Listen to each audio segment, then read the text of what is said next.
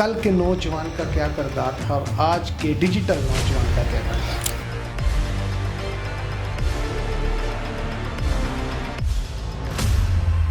ہے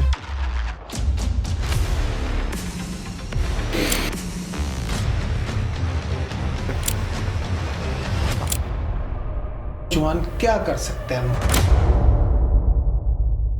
السلام علیکم، میں ہوں ملک جواد، مینیجنگ ڈائریکٹر لسانی ڈیولپر پرائیویٹ لمیٹڈ.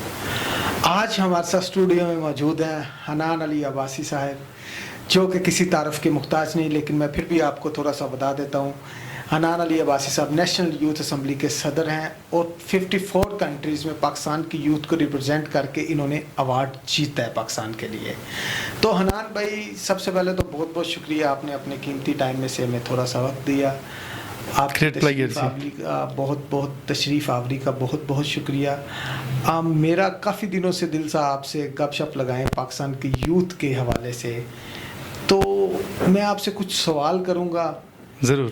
تو میرا سب سے پہلا سوال یہ ہے کہ پاکستان کی تعمیر اور ترقی میں کل کے نوجوان کا کیا کردار تھا اور آج کے ڈیجیٹل نوجوان کا کیا کردار ہے. ہاں ملک صاحب، اگر یہ سوال آپ کا جو ہے نا بڑا گہرا ہے اور بہت ایک بیک گراؤنڈ مانگتا ہے اس کو آنسر کرنے میں.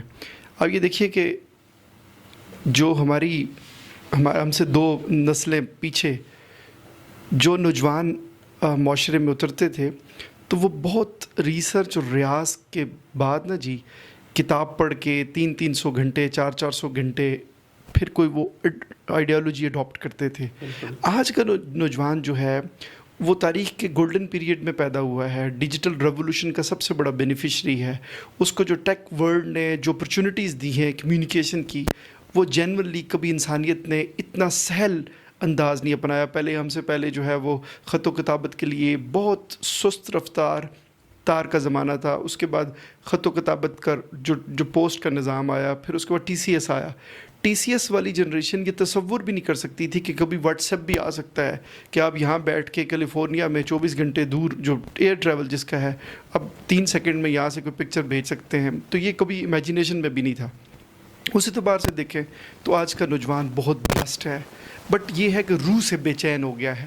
وہ ایسے بے چینی اس کی ملک صاحب، اگر آپ اس کا بالکل تشکیل ارتقاء کا تجزیہ کریں تو اس کے اندر ایک عجیب سی ایک کنفیوژن اور ایک وہ الوژن کا شکار ہے. ویژن جو ہے نا جی، وہ کہتے ہیں دور تک دیکھنے کی نظر کو، اور الوژن کہتے ہیں نظر کے دھوکے کو. اچھا، اسے جو لگتا ہے چونکہ ماڈرن جو الگوریدم ہے، انفارچونیٹلی جب وہ ایک دفعہ کوئی چیز ایک طرح کی ایک موضوع پہ دیکھے گا تو الگوریدم اس کے مزاج کا انالیسس کرتا ہے.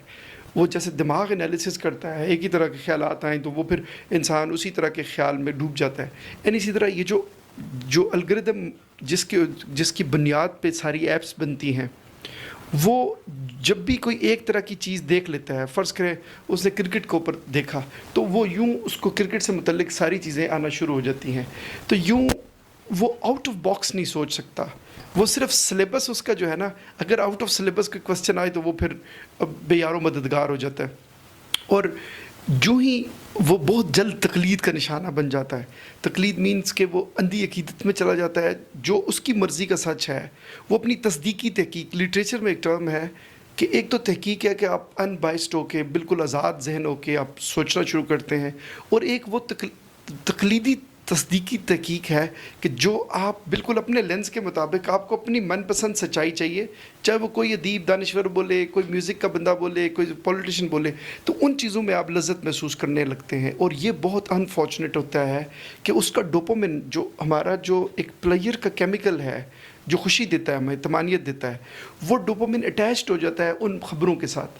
یوں اگر اس کو تھوڑی سی کوئی اس کی ناپسندیدہ سچائی کوئی اس کے سامنے بیان کرتا ہے، تو جیسے آپ 7 اپ کے اوپر تھوڑا سا نمک ڈالیں نا تو وہ 7 اپ بلاسٹ کرتی ہے، تو ویسے وہ بلاسٹ کرنے لگتا ہے. تو یوں جیسے مچھر کو آپ کپڑے نہیں پہنا سکتے، ویسے اس کو نئی تھاٹ خیال نہیں دے سکتے. تو یہ ایک نوجوانوں میں، میرا زندگی کے آلموسٹ 1.5 دہائیاں میں نوجوانوں کی، مطلب کئی ہزار نوجوانوں کی بنیادوں کو میں نے اپنے خلوص کی کھاد دی، تو میں اس نتیجے پہ پہنچا ہوں کہ اب میں ریاستی سطح پہ ایک ایسا میکینزم بنانا ہوئے گا تاکہ یہ نوجوان بہت بڑی ایک اپرچونٹی ہے، بہت بڑا خزانہ ہے.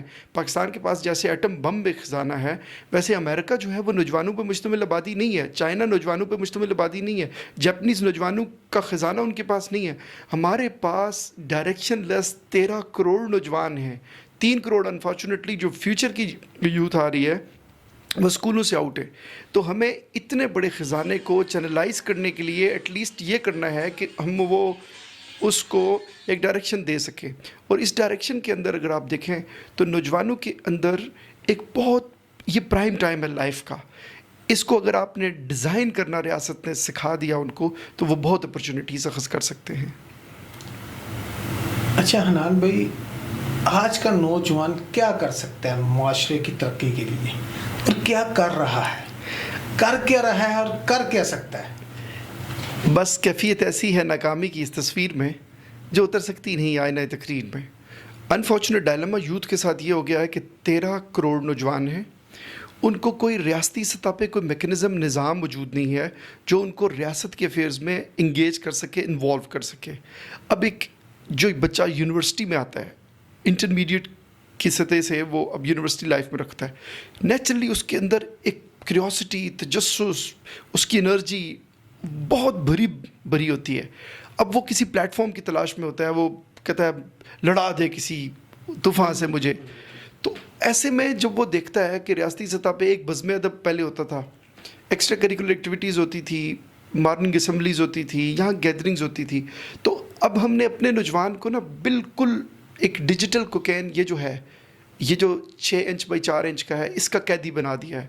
اور اگر ایک ایپ ہے ماڈرن دنیا کی، اس کو کہتے ہیں اسکرین ٹائم. اگر آپ اسکرین ٹائم لگا کے ریاست ان کو صرف ان کی اتنی نگرانی شروع کر دے کہ ان کے اوپر جیسے یہ فائر وال لگاتے ہیں ویسے ہی طے ہو کہ یار ان کی انٹرٹینمنٹ کا ٹائم میکسیمم 2 گھنٹے ہے، تو پھر یہ جا کے سدھر سکتے ہیں. ادروائز یہ دیکھیں 10 گھنٹے ڈیلی موبائلوں میں الجھے ہوتے ہیں، اور اس سے کیا ہو گیا ہے کہ ان کا ڈوپامن ڈس آرڈر ہو گیا ہے. اور پاکستان کے اندر جن لوگوں کا موبائل فون سے ان کے بزنس کا کوئی سرے سے کوئی تعلق ہی نہیں ہے، وہ بھی اس کے اندر گھس چکے ہوئے ہیں، اور یہ ایک بالکل ایک قبرستان کی طرح، قبر کی طرح اس کے اندر دھنس گئے ہیں. ان کو اپنی زندگی کی ذمہ داریوں سے، مستقبل کی خدشات پریشانیوں سے بالکل واقفیت نہیں رہی.